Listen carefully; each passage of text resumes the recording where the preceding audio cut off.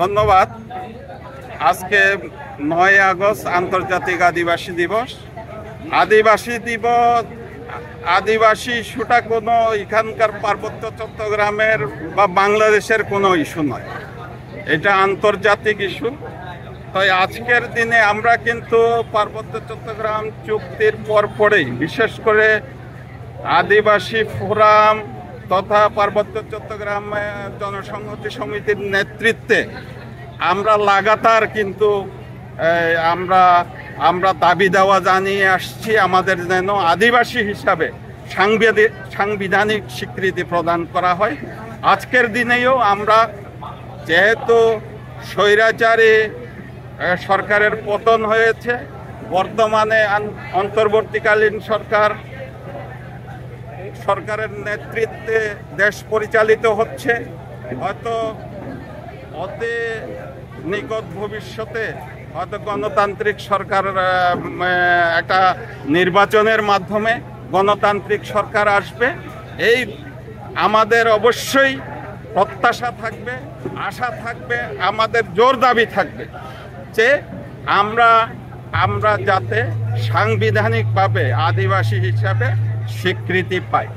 যদি এটার কোনো ব্যত্যয় হয়, আমাদেরকে যদি আদিবাসী হিসাবে সাংবিধানিক দাবি স্বীকৃতি দেওয়া না হয়, আগামীতে আমরা কঠোর এবং লাগাতার কর্মসূচির চিন্তা ভাবনা আমরা করছি। সে ব্যাপারে আমরা জনগণকে সংগঠিত করছি। ধন্যবাদ। বছরের ন্যায় এবছরও আমাদের আন্তর্জাতিক আদিবাসী দিবস 2025 পালিত হচ্ছে যথাযথ মর্যাদায় সারা বাংলাদেশে।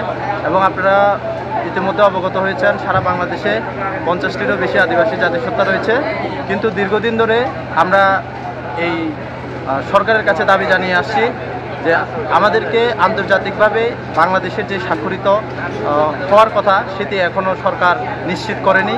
তার পাশাপাশি আমাদের পাহাড়ের আদিবাসীদের যেই মৌলিক অধিকারগুলো রয়েছে সেগুলো এখনও নিশ্চিত হয়নি, যার কারণে আমাদের এই আন্দোলন এখনও জারি রয়েছে। আন্তর্জাতিকভাবে সারা বিশ্বে ৯ আগস্ট আন্তর্জাতিক আদিবাসী দিবস পালন করা হয়ে থাকে।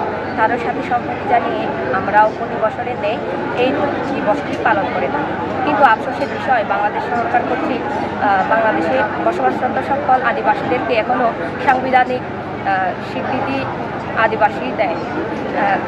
তাই আমরা চাই আজকের এই দিনে আমাদেরকে সাংবিধানিকভাবে আদিবাসী হিসেবে স্বীকৃতি প্রদান করা হোক।